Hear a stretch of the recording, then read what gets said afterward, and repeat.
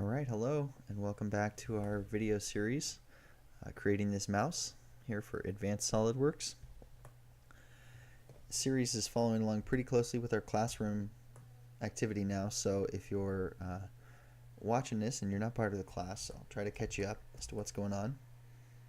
So here in this video we've got confirmation that all the hard work that we put into setting up all of these surfaces to mirror properly has paid off, and we've got perfect surface continuity across our center seam. And in class we were sort of monitoring the file and using the curvature analysis tool up here, kind of look at our model, and we have confirmed that we've got a perfect scenario going on up here. But at the end of our class last time we did find out that we do have a little bit of an issue back here at this back end,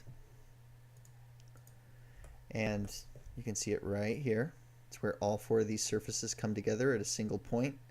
Got a little bit of a hiccup going on, so in this video we're going to try to fix that.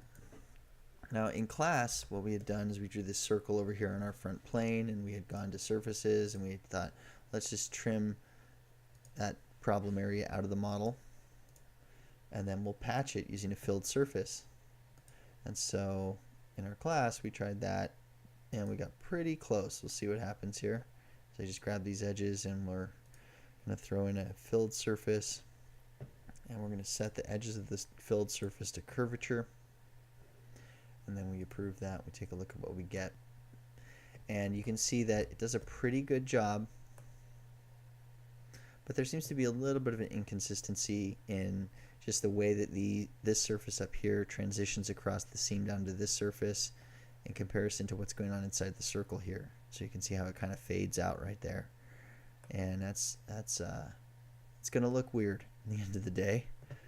So let's take a look here with our zebra stripes and kind of see what's going on. You can see it looks just a little bit weird.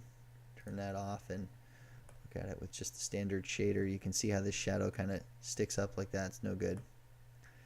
So I think the plan here is going to be to get rid of this filled surface. I don't think that's actually the right option.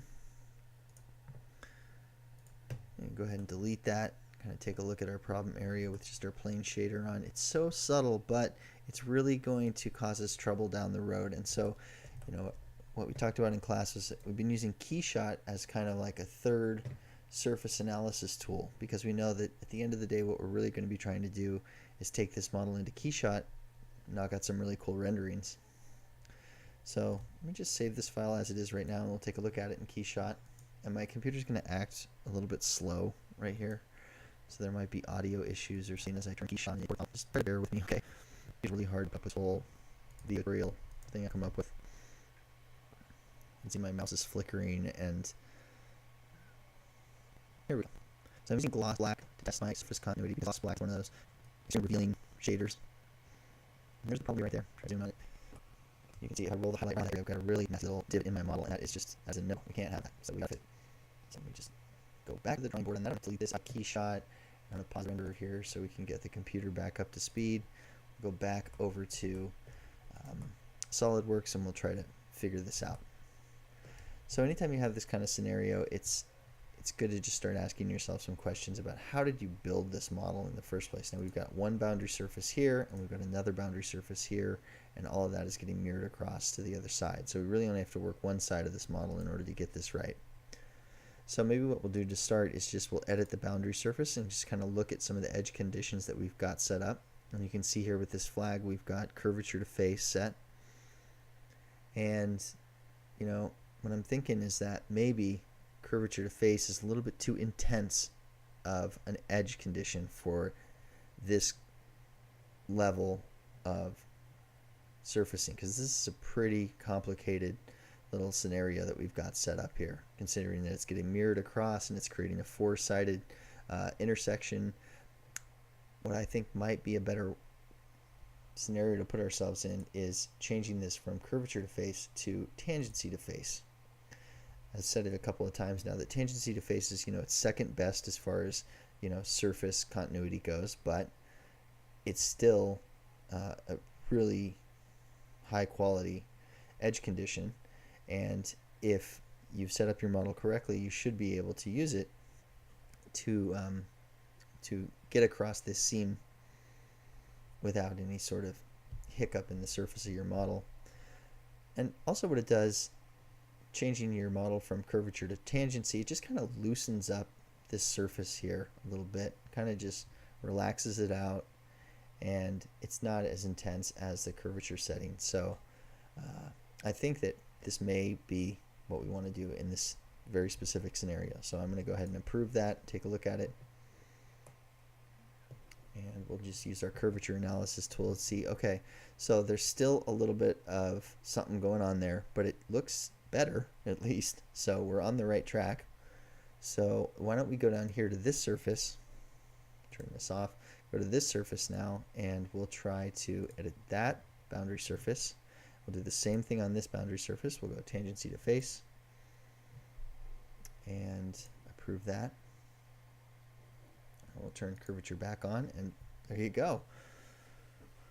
All right, so that helps us out quite a bit. Now you can see that we've got a really successful scenario down here. We've got a nice consistency to the transition of the top surface down to the bottom, and that consistency continues all the way up to the seam and then across and onto the other side. So I would say that that's a total fix. All right. We could actually take this one step further if we go to the boundary surface. Either one of these, we'll go to this one first.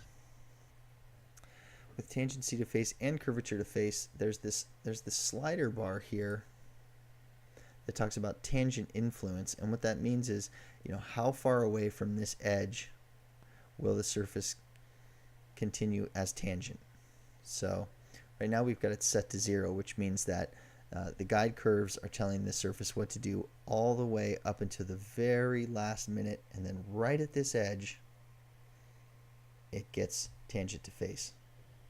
But we can take this slider and we can pull it all the way over from 0% all the way to 100%, and what that means is that the surface will start to line itself up tangent to the reference surface over here much sooner before it hits this edge. Okay, so we'll get kind of a longer flat spot here. All right, so we'll just slide that over, approve. All right, and we'll do that with this one too. Okay, you can see the slider right here, and you can't see any result happening, but take my word for it that there's mathematics being adjusted somewhere in the background of the computer right now, and they're going to help us out quite a bit. So we know that our problem area is kind of right here, probably about 5-6 millimeters away from the edge. So by pushing our tangent influence all the way up to 100%, we kind of drive these two surfaces tangent past where that problem area was. Smooth it out a little bit more. Approve that, and we're looking really clean now. I mean, even if I zoom way in on this thing, there's no hiccup in the gradation, and we've got perfect solid coloration across all 4 seams. I think we're good to go with that. So let's just go ahead and go save, and we will shut this down and go back over to Keyshot and import this back into Keyshot. See how it goes. All right, very good. Right away I'm starting to feel better about this. We'll go black paint, and what we're going to do is we're going to adjust the model using this kind of highlighted area, and we're going to focus our model right on that highlight, and then we'll roll the model up so that that highlight travels down and then across our previously problem-ridden area. And here it goes as it just travels right across that quadrant. And you can see, sorry, my computer's going so slow, but you can see right as that highlight hits that area, it's nice and clean and sharp, and there's no divot in the surface, there's no wobble in the surface. And this is the moral of the story as far as everything that we've done so far. All this work that we've put into setting up our guide curves correctly, setting up our boundary surfaces right, setting up all of our edge conditions well, it's all to create a scenario where our model is going to catch light and shadow well. Just remember that it's light and shadow that's going to make this thing look attractive. And then it's also light and shadow that's going to make this thing feel good in your hand, so that's ergonomics. So we're always trying to make a model that looks good, and that feels good. And the way to get there is by real smooth surface continuity. Okay? And you can always confirm that your continuity is on point by using that light and shadow as a tool. So there you go, right there. You can see it.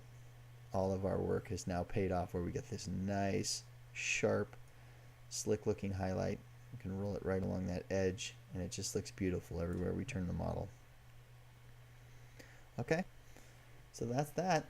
So moral of the story is, don't be afraid to experiment. Don't be afraid to test out different scenarios, like the difference between curvature to face and tangency to face. Try to understand that even with a tangency to face setting on an edge, a mirrored edge, you can get really great results. So don't be afraid of that one. And just good luck. All right. So anyway, thanks for watching. In our next video, we're going to be hacking into this model finally and transforming it from a single body into several solid bodies. And then we'll be applying different appearances to those solid bodies and then bringing it back into Keyshot. And we're really going to start using Keyshot and SolidWorks together in unison to confirm and verify different parts of our model. Okay? All right. So anyway, thanks for watching, and I'll see you in the next one.